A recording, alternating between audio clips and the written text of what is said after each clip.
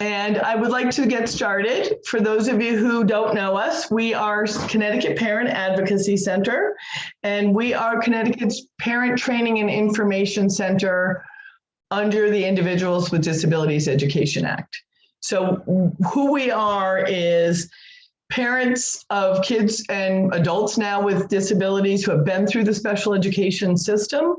Our philosophy is that all families will have the confidence, knowledge, and understanding they need to effectively advocate for their children and to partner with professionals to ensure that children and youth grow and learn to their full potential. I already mentioned we're recording for those of you who are just joining us and posting to YouTube, and you will get a link. It will also be available on Facebook. If people have questions, you are welcome to put them in the chat. I know our presenters are more than happy to take questions as we go, so they would like an interactive session. Remember that this is not a private call. This is a publicly broadcast, so if you have very personal questions about your children, we would be happy to take them at CPAC and deal with them one-to-one. But if you have a question that you can share with the group that everybody can learn, we'd love to have you be interactive, but be thoughtful about what you might be sharing publicly. And if you have any specific questions, we will post our phone number and our website and our email in the chat so you can reach out to us for individual questions.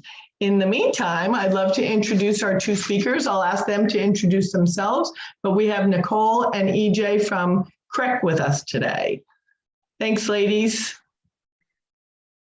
Hi, everyone. Thank you, Jane. So my name is Nicole Natale. I am a speech language pathologist and assistive technology practitioner from the Capital Region Education Council.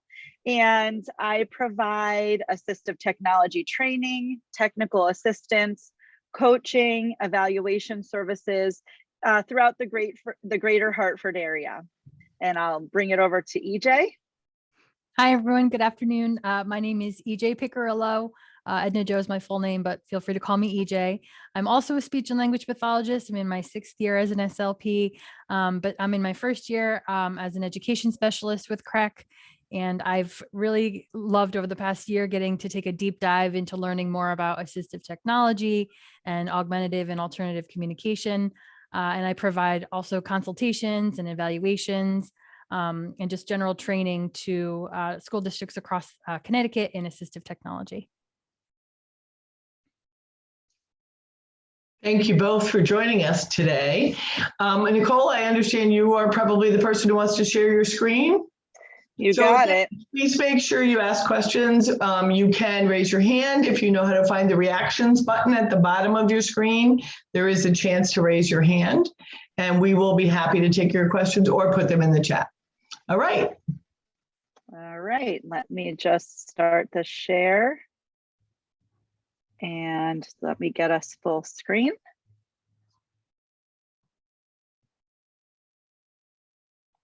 Okay, and I just want to be able to view you all. So thank you for giving me a second. Can you guys, can you all see the PowerPoint okay? Yes. Go back. Okay. All right, so welcome to Assistive Technology for Students with Disabilities. What is it and when is it needed? EJ will keep going and putting the link to the slide deck in there. And we're not going to get through all the slides. We purposely added a number of resources towards the end so that you can all look at later on after this session. And also if there's additional resources we need to put in that come up as a result of today, we will add them to the slide deck. So this link will always be available for you all as a resource. And like Jane said, if you have any questions, please feel free to raise your hand or put it in the chat or just go ahead and unmute yourself. So we already went through who I am, and we already went through who EJ was. And yes, we did not purposely wear blue during our photo shoots, but it happened. So we were able to coordinate it. So today we are going to define and discuss assistive technology in the schools as related to IDEA. We're going to discuss when assistive technology is appropriate for your child. And we're going to talk about where assistive technology should be in the IEP and some best practice in the schools as well. So today we already got through our introductions. We're going to go through some content. This hour is going to go by very quickly, but we are going to have a lot for time at 12:50 for questions and answers as well. But again, if you have any questions during our session, feel free to interrupt and ask them. So before we get going any further, we did want to show you all, just to set the scene, a video from the Don Johnson Company, which is a company that's been providing assistive technology software and tools for students with disabilities for many years. So while you're watching this video, just think about your children and assistive technology in general. And we'd love to hear just some of your reactions to the video after it. And I hope I shared my sound. So let's see, it's sound only and video and visuals.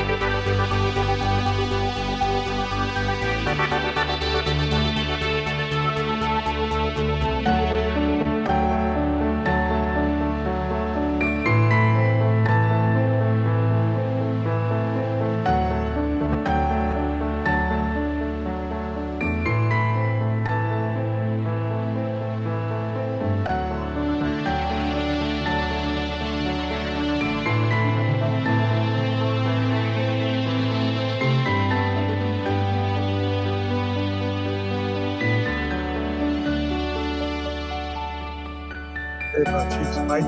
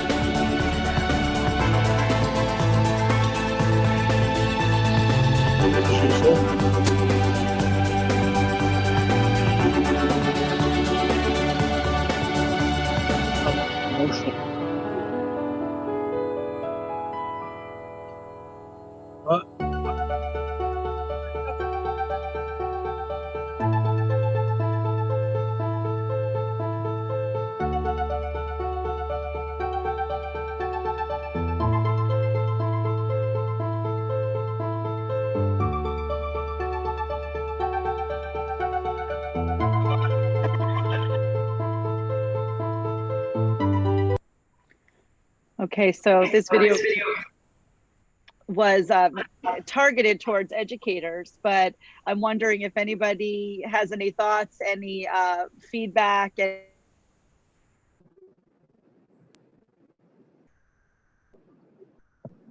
Nicole, you got a little frozen there.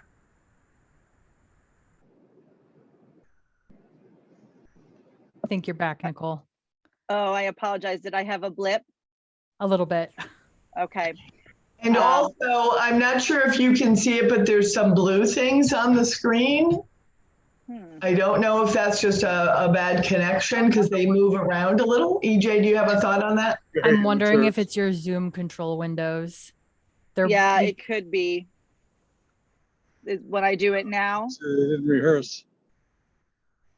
Yeah. Hide, maybe if I hide floating video Yep. controls, is that Yep. okay? That went away. All right, There's no- thank you. And I Okay. think we have someone off mute too. Yeah, I was wondering. I'm not sure who it is, but anyway, while we're waiting, so hopefully, is that better? You can't see the blue anymore, can you? We can There's see a it on the little right bit. side. I think it's the video panel. That's my video so you panel. can see Okay. us. Yeah. Yeah, okay, hopefully if I keep it you guys like this, it won't be too bad. It's better. Okay. Okay, any thoughts? Anybody have any thoughts or reactions to that video? Feel free to unmute yourself if you'd like. It certainly gave me lots of moments of, I think it was said, one of the worst things in the language is we've always done it that way.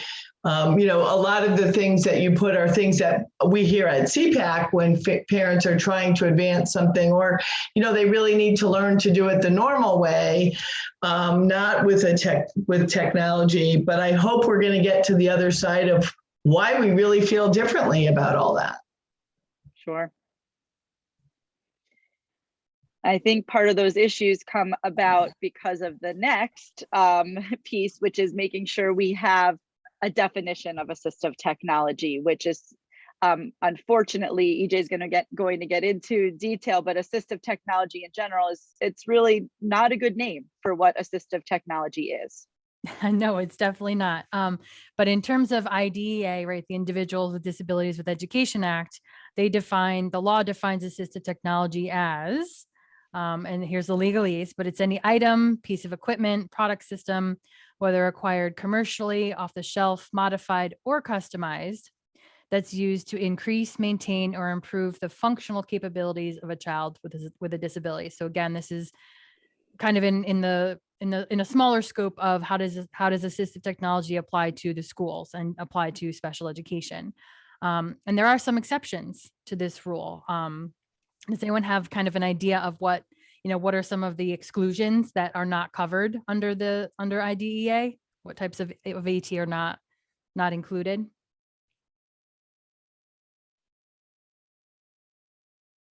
There's one big exception that IDEA talks about.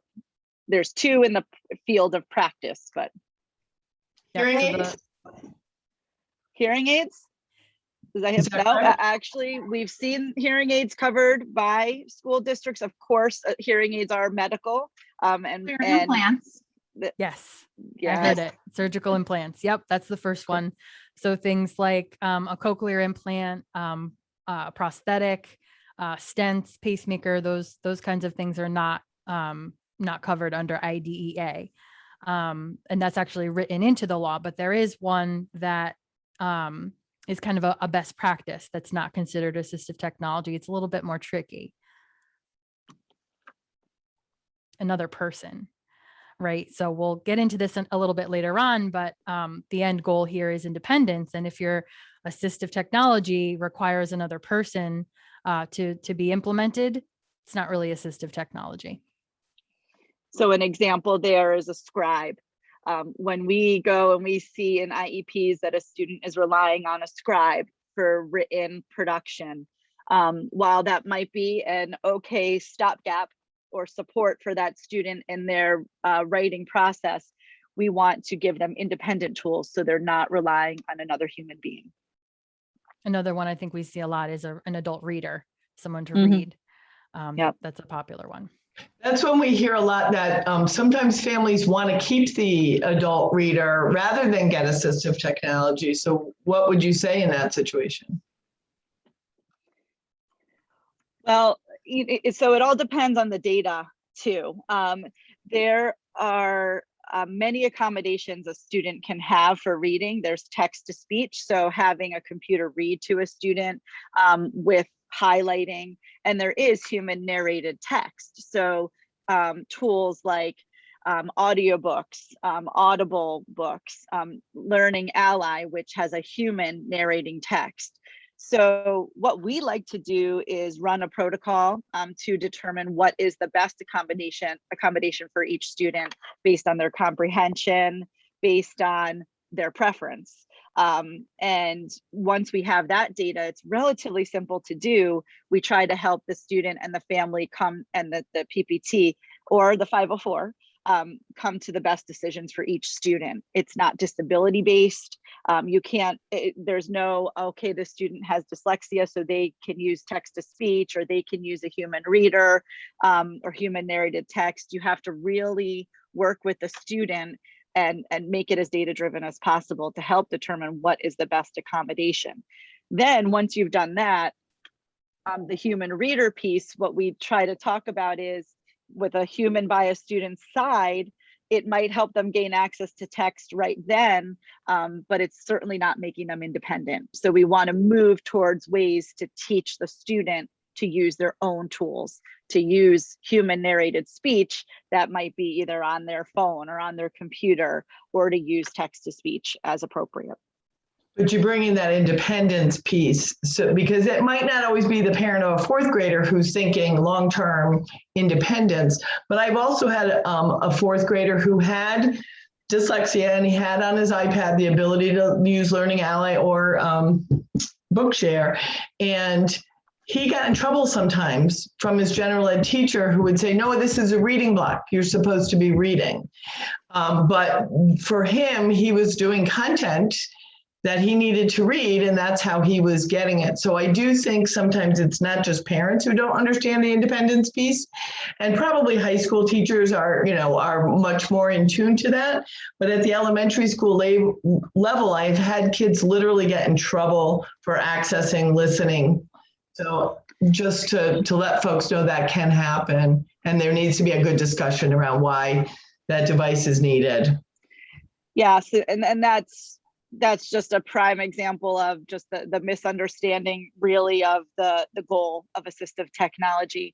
And what we also talk to teachers about is, what is your goal? What's the high level goal of that activity? If it's to access grade level content during reading time, and our student doesn't read necessarily independently at grade level content, but can use text to speech to do so, then we need to give them the tools to access that goal, the main goal of that activity. And then of course, if we're working on the student improving their independent fluency reading skills, if that's the activity, then it would look very different in terms of what we would expect.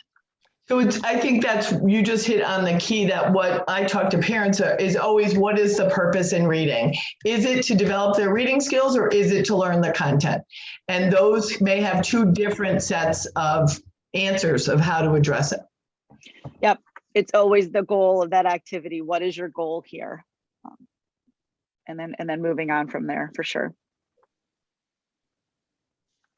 So taking okay, all of these, yep. So taking all these factors into consideration, the legal definition of AT, what does AT mean to you? How have you experienced AT with your children in the schools? And how does AT serve its purpose for you guys individually? Feel free to unmute and just jump in.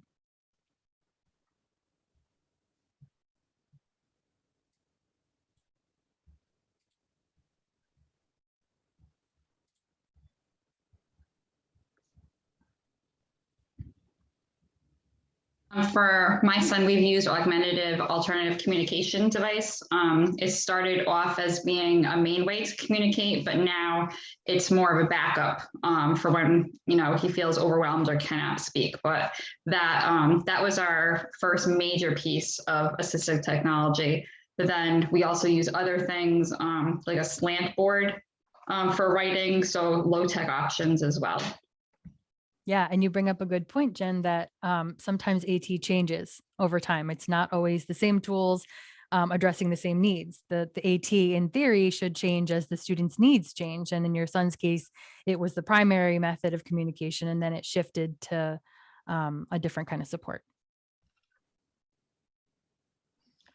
I have a son who's not in school anymore, so when I think AT, I think functional. So he uses a shampoo bar instead of a bottle of shampoo, because the bottle would end up on the floor, but the shampoo bar can last wash after wash after wash. So it can really be such a wide range of things. I haven't found the right toothpaste answer yet, though. Still working on that one. And really what it boils down to, I think someone mentioned it earlier, is, what's the purpose of AT? What's our end game? It's independence. It's what can we give, what tools can we give this student to take away the barriers to their learning, and how can we help them to be more independent? So EJ went, oh, sorry. Oh, no, I was just going to say my daughter uses FM technology. She uses cochlear implants. So she does use the FM in basically all of her classes. So that speech goes directly to her ear instead of having to manage all the white noise and all the external sound to filter it. So she gets a lot of assistive technology all day long. That's wonderful. And how have you noticed it impacting her? I think it's since we chose listening and spoken language and not sign language. I actually think that it is, well, not only are the implants completely key, but during this time with masks, she can't lip read. So it's become even more important because she's not getting that dual input with the lip reading, which she's definitely very dependent on. So the FM technology is pretty essential, I would say, for access. Sure. Yeah. And oh, go ahead. I just wanted to say there is assistive technology for her lip reading, though. Is that where you were going, Nicole? No, actually, I wasn't. That I would love to hear about that. They have masks with a clear.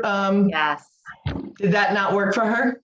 It's, it's funny. It's not as, it's just another barrier because they can get filmed up, or, it's just another, we did get some of those, but not as efficient as it. No, it's not as if the ad didn't work as well as we would. Obviously, the Plexus Shield would be something. I never even thought of that, to request that with your teachers, but sometimes a little film of toothpaste is another strategy I've seen to help it fog up a little less. Oh, interesting. And Dawn dish soap, you can rub some Dawn dish soap, like make a little film and then wipe it off. That helps. Yep. Or any dish soap. That wasn't an ad, but yeah, any kind of dish soap. Not the natural kind, though. My friend tried to use the e-cover or whatever. Yeah, that didn't work. But yeah, that your standard dish soap does. But you have to use it. You have to reapply throughout the day.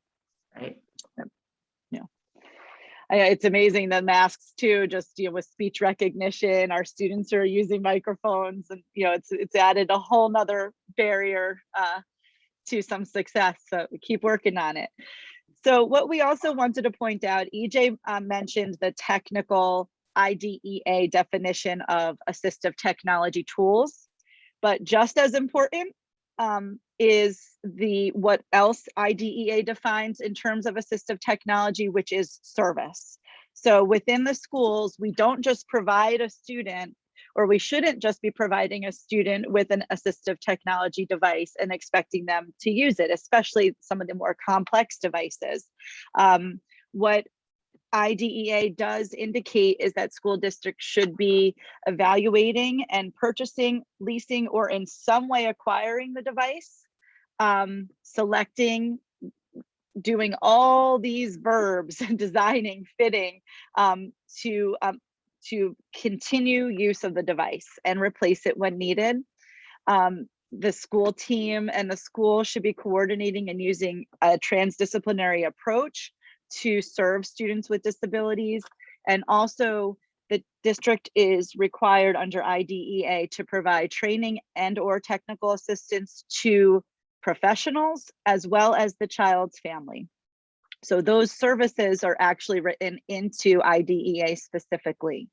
And I know what we've experienced is we will often see device abandonment if the implementation of the assistive technology has not been done with care, if the student hasn't been provided with training, if the staff hasn't, if the family hasn't. And it all depends, of course, on each student, but the training is so very important.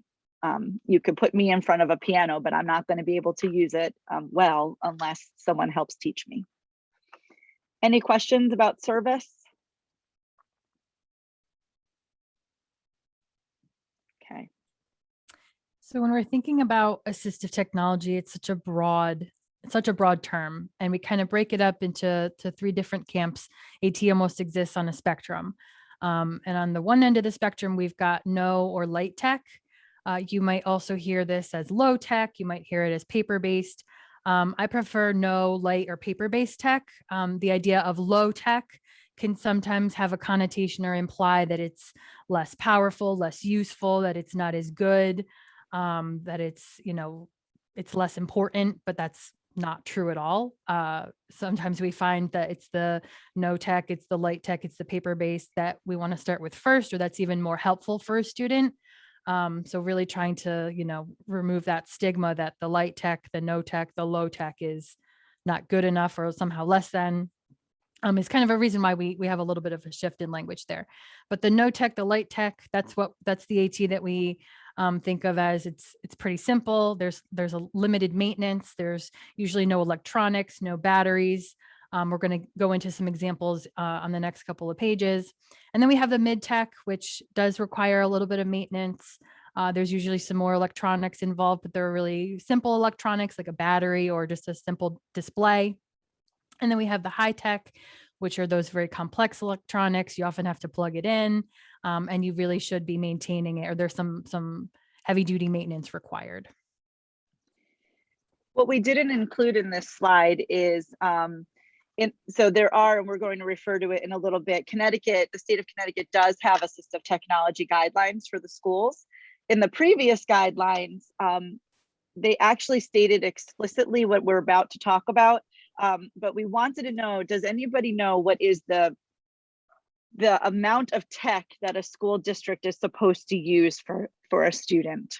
I know that's kind of a weirdly phrased question, but there's some best practice surrounding why you would select which part of this continuum depending on the student. Anybody have any ideas?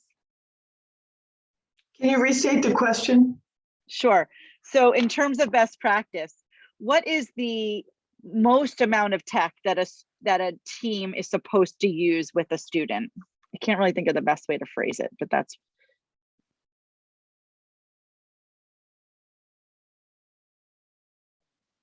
Any ideas? So again, the guidelines used to state it, they don't anymore, but it's still best practice. We try to use the least amount of tech possible in order to meet the students' IEP goals and objectives, or for them to be independent. Does anybody know why? You want to use the least amount of tech in order to make progress towards IEP goals and objectives and independence.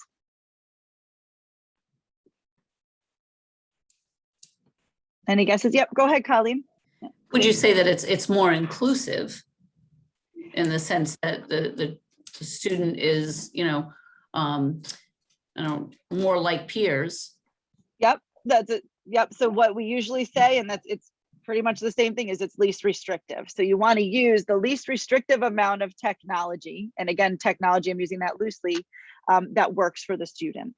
So if a student can follow a visual schedule that's paper-based in order to get through their day independently, we're not going to give them necessarily an iPad with a very fancy schedule that might, that takes time to program, that takes charging, that's might be more restrictive depending on the student's needs. But much more fun. Well, that's true too, of course. So some examples of light tech AT, things that a lot of educators don't even realize they're already using. Sometimes I'm pointing to things in the classroom like, you're using AT already. Graphic organizers, highlighters, pencil grips, visual supports and visual schedules, graph paper, social stories, slant boards, really anything that removes a barrier and doesn't have any complex electronics, considered light tech AT. Some It mid-tech reminds example. me, I'm sorry, I was just thinking, it reminded me of a little girl who was a little girl. She was small and her feet didn't touch the floor. And it made it really hard for her to have the upright posture she needed to write or do anything. So they just had a box under her feet. But without that, she wasn't really able to do anything else because she couldn't put her body in the right posture.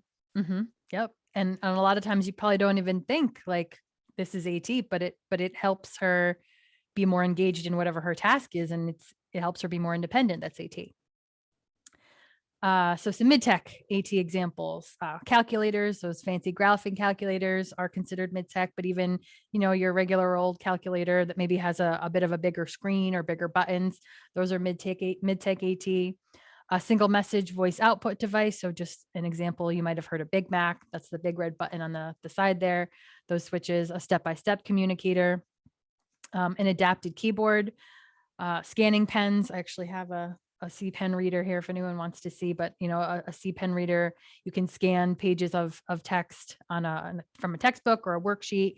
That's considered mid-tech. Some timers, whether they're visual or auditory, headphones, and anything that can record audio for playback later, all considered mid-tech. And then the high-tech. So these are things, again, that require some more complicated electronics and some maintenance. Certainly, if you're using augmentative and alternative communication, we want maintenance. We want to make sure that device is fully charged, ready to go at all times. Computers, your Chromebooks, your iPads, and your tablets. My personal favorite, word prediction. Definitely an example of a high-tech software that's smart. It's smart technology. It learns and changes based on user input. And voice recognition software. Of course, things like Siri, Hey Google, of course, my Alexa is probably going to start going off. All these things are high-tech examples. My Google on my phone is going off right now. Did I set them off? Any questions just about mid, light, and high-tech technology? And this is not an exhaustive list, of course. And actually, if you don't mind just jumping back one thing that I've noticed, if you think about, tiered supports in schools, I'm kind of noticing this shift of things that used to be tier 3, very individualized supports are now slowly becoming supports that are available for everyone. So for example, word prediction, you've got, your different types of programs that aren't preloaded onto computers, but really built right into Google Docs. If you go up to tools or Control-Shift-S, you've got voice typing right there. Anyone can access it. And a lot of times we don't realize that these tools are available to us and to all students. So I think we still have some work to do, but this shift from, we have to go through a huge process, a very complicated process to get, some of these tools in the hands of students. We're starting to see less and less of that. Which is a wonderful thing. And to piggyback though on what EJ said, even if every student has a Chromebook and has access to voice typing, let's say in Google, we still want to put that support in the student's IEP as assistive technology. And the reason is we want to plan as if that student is not going to be in your district tomorrow.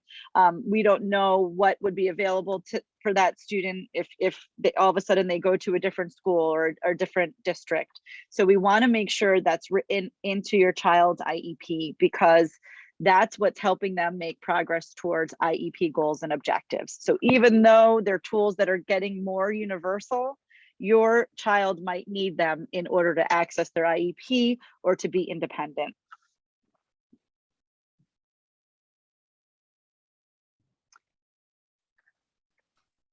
So this is just an example of a resource guide that we just thought might be super helpful. It will go into a little bit more in depth on some of the more specific assistive technology, and it sort of matches, what are the accommodations and modifications, and what are some AT solutions that might be in line with those accommodations and modifications. Yeah, it's one of my favorite tools when we're considering AT. And just so you know, it does go from light tech down to more high tech. And it looks at all the different domains of education. So just a nice resource for you all to have. I'm curious where the FM unit falls in there. In the spectrum of AT, Yeah, high tech, because of the maintenance, the and the training that needs to happen and the adjustments that need to happen. It's considered high tech FM. Remembering to turn it off before you use the bathroom. Yeah, that's it. Yes, if you're the teacher. Mhm. Totally. Oh my gosh. Yeah, probably happens. students probably hear much more than they need to hear. yeah. Or if you're having a conversation in the hallway with somebody else, yeah. That's the first thing that I say to the teacher who's, you know, using it is they're listening. Unless you turn it off, they can hear, and it's not their responsibility to remind you. So what we did want to mention, you know, EJ just kind of alluded to the fact that we don't really have to go through this really extensive evaluation process in order to provide assistive technology to our students. In fact, what IDEA does say under consideration of special factors is that AT should be considered for every student during every IEP meeting. So this is a link, we're not going to click on it, to the state of Connecticut Assistive Technology Guidelines. And in there's a whole section on assistive technology consideration. So what consideration basically is, it's a thoughtful process that is formalized in a district to consider the students' assistive technology needs based on their environment and based on their IEP goals and objectives. So we are throughout the state in a lot of places and a lot of districts, and I know districts are still working on formalizing that process. Some do have it and some don't. So it's just something we wanted everybody to be aware of, that we're supposed to be having conversations about AT during every IEP meeting. They don't have to be long. Consideration itself should be just part of the student's special education programming, but it should be consistent throughout each IEP meeting and team in a district, and it should determine what AT tools the team is going to trial, is going to use because they already know what AT is working for the student, or what tools that the team is going to explore and how they're going to explore them. So it can be a very powerful process, and it empowers the PPT to make decisions about assistive technology. I'm curious, has anybody here on this call have had experience about consideration when your team considers AT during an IEP meeting? I'm curious too, because we hear from a lot of people that conversation doesn't happen. So if people are willing to share, we'd love to hear what that looks like. I think because of our child's being deaf as her primary disability, that it does happen in every meeting actually. And it happens partly because we have to choose our communication mode each time. So if we choose listening and spoken language, then these are essential assistive technologies. If we choose sign language, then all of a sudden we're eligible for a person, an interpreter, but we've never chosen that route. So it comes up with every meeting. Mm-hmm. Others? Thank you, Leah. I could say that at my sense, it's not always, I would say it's more brought up on our behalf. Like anytime that we have pursued an AACAT evaluation, it has been at our recommendation. And anytime that we recommended follow-up for those things, it has been at our request, but it's not typically our district that is initiating that. Thanks for sharing. Anybody else with any experience about AT consideration? And consideration doesn't necessarily imply evaluation either. It's really a thoughtful talk about what AT may or may not be necessary. An evaluation might come out of that. The team might say, hey, we know that this student needs some assistive technology. We're not sure what. Here's what we're going to do to help us find out. and come up with some action steps. And you'll actually see, if you do click on that, consider the state guidelines, that the process is pretty well defined, and each district has the ability to determine their own and what works for them. But I see to varying degrees it happening. And Jennifer did put the link to the technology guidelines in the chat for folks. Thank you. Jen. Yep, and it is on the slide deck later too, if you need to refer to it later.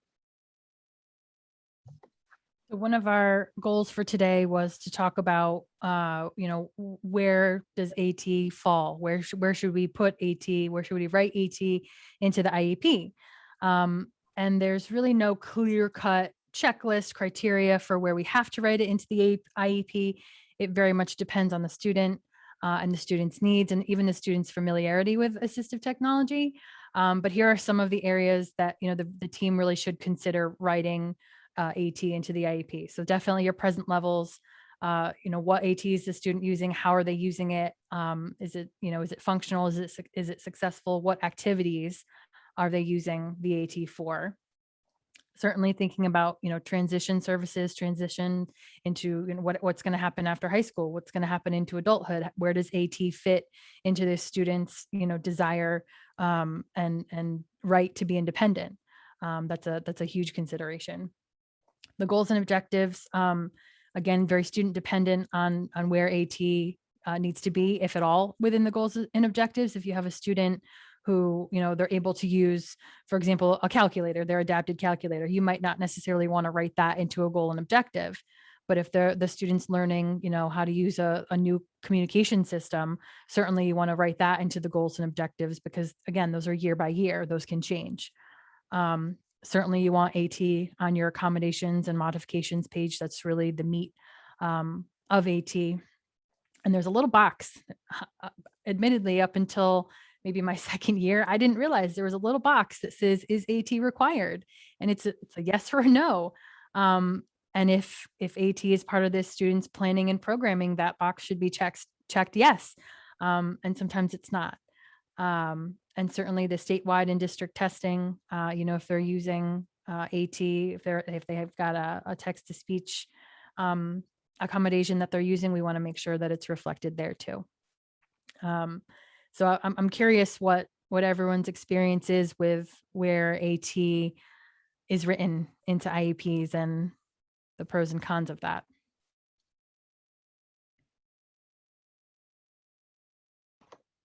Mine has usually been written in the accommodations page, right, like at the top, assistive technology. And I've usually had to ask, to clarify things, because sometimes I'll say only academic settings, but it's you need to talk on the playground and, in your specials. So that's something I always check when we have new assistive technology written in, that it actually makes sense for what we have to use it for. Yeah, 100%.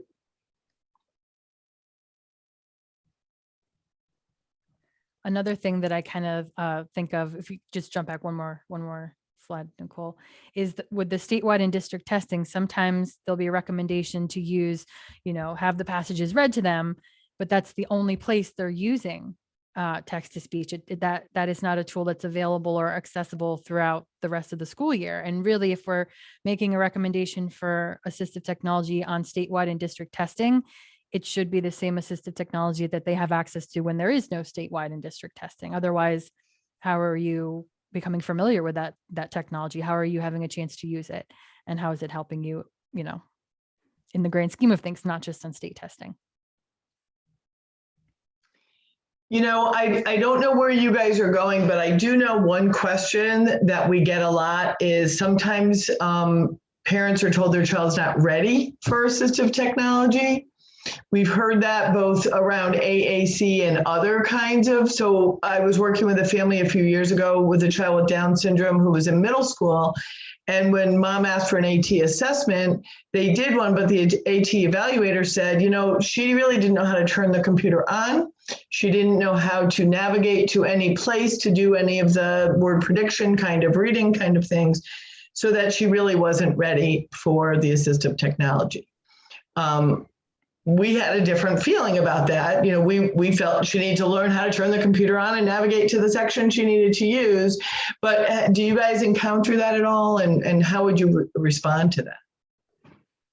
Yeah, I think that the idea of presuming competence and presuming potential, we don't know necessarily what a child can and can't do, and it's on us to teach them. I think Nicole mentioned it, you know, in the beginning of the presentation, that it's up to us to teach them how to do it, and that becomes really really important. And it's not on us to decide, you know, they can't have AT, they shouldn't have access to AT. It's where do we start, and what can we start with, not are they ready or not. So it's where do we start? Yeah. Yes, and also for the AAC piece, there's still tons of myths we're continuing to dispel. And one of them is that readiness. There is no prerequisite to communication. The only one thing is that the individual must be breathing. So if everybody has the right to be able to communicate, and it's on us to determine the appropriate supports that are going to work for each student. We still hear things like, well, they're not using PEC, so they can't use high-tech AAC, or they don't understand this type of symbol, so they can't move to this one. They're all myths. And also that we still hear that teams are worried about AAC impeding natural speech, and that's been proven incorrect throughout the research ever since the beginning of AAC. So. Thank you. I think there's a lot of people who want to hear that and need it to be said so that it can be accessible to a lot of people to understand that. Thank you. So just some additional resources when thinking about, you know, where to include AT in the IEP. The first link is just a link to a blank IEP, but then the second resource is very, actually, I'm not sure exactly what this one is. Nicole, I think you put this one in there. Yeah, so this is from, I think it's from Ohio, is my favorite. So some of their examples aren't the exact wording for Connecticut, but it really goes through an extensive description about AT and where it should be in the IEP and what the intent is. So it's just a nice resource to have, but just don't be confused if you see some of their wordings a little different than Connecticut, but for the most part, it's relatively similar. So just a good resource to have. So we've gotten into, we talked about this a little bit before, but when we're thinking about writing, you know, AT into the IEP, we don't want to write specific program names, right? And the reasoning behind that is the programs change, the students' needs change, and we don't want to, you know, pigeonhole our students into a specific program. And so that's where this idea of feature matching comes in. The team, you know, really needs to get together and decide, okay, what are the features that this student requires in their environment to be independent with tasks, to complete tasks. And it's things like, okay, the student requires, you know, text to speech. They require something that's portable and lightweight, that can travel with them. And it's those features that we then compile and use and then figure out, okay, what are the tools that have these features that we try and that we implement with the student. And it's the These are features just that we write onto the IEP. And again, not an exhaustive list. Right. Some examples. And again, that's a link to that consideration guide, which you'll see speaks and features. There's no specific actual devices. I'll click on it again so you all can see it. No specific devices are mentioned. It depends on the school district, the student, but it's all the features, and I'll just make it a little bit bigger, of the AT that might be appropriate for your child. So I know we wanted to leave a little bit of time for some question and answer. So I'm just going to tell you, you know, there's tons of assistive technology out there. So we did put some resources in the next few slides, just so you get a taste of some of the more common assistive technology tools in some of these domains. So this slide is all about assistive technology for reading and some of the greatest hits, the most popular AT tools available. And we did focus mostly on this part on the mid and high tech tools. So we gave you a number of links and examples for assistive technology for executive functioning. It's just so incredible how this field, this part of AT, has exploded over the past few years with wearable devices that can be synced across people, across different platforms. The sky's the limit in terms of tools for executive function.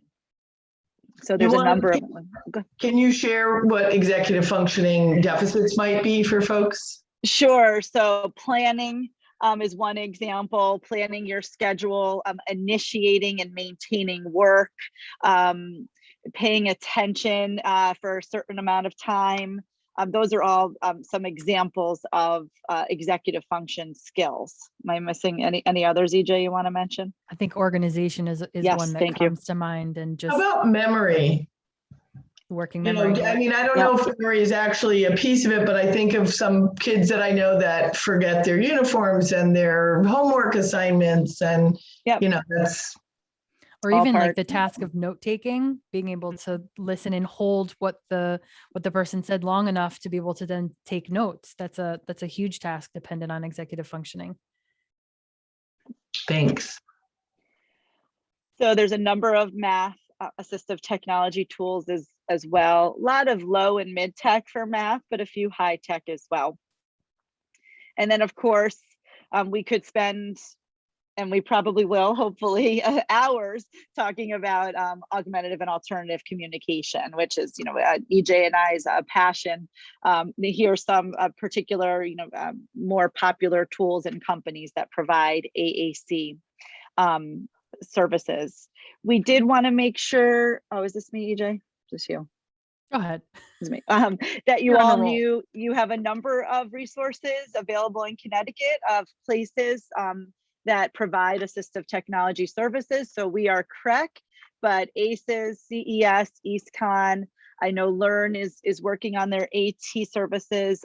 Depending on your region, they all provide some assistive technology service. So does the Connecticut Tech Act. There is the NEAT Marketplace in Hartford, as well as CREC, the State Education Resource Center, provides assistive technology services. And many of these entities also provide lending libraries as well to your school-based teams, so that we can trial devices functionally and authentically in the school environment for your children to make sure they work. And we did provide just a few resources on the national level. The Center for Technology and Disability has a whole family page. The NATE network is wonderful. And if you're really into assistive technology, we highly suggest that you click on I'll click on it for a second, the Quality Indicators in Assistive Technology site.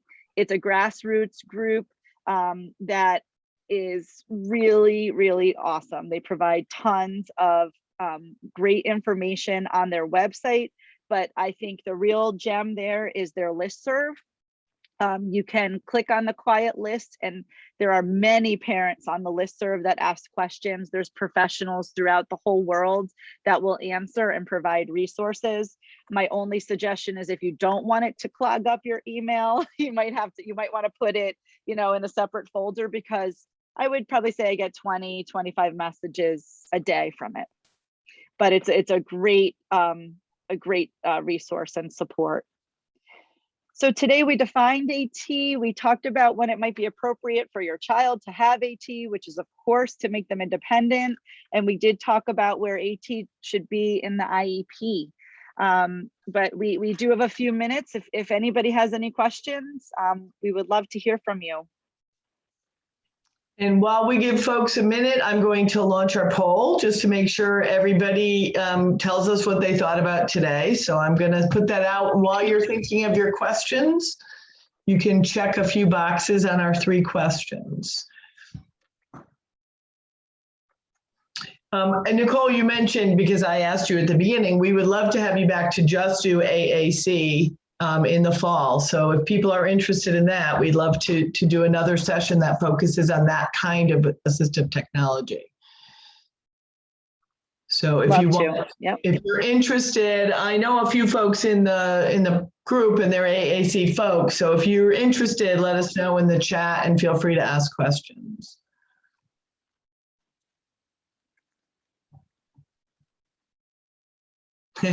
Renee says yes. Renee, thank you, Renee. Do you have any questions for our presenters today?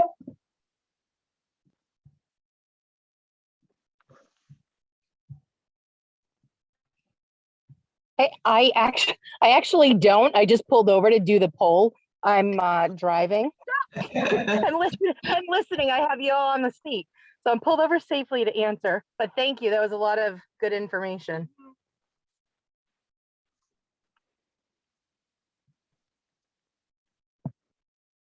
I'm going to put the CPAC information for contacting us if you have questions in the personal questions in your chat. And our email as well.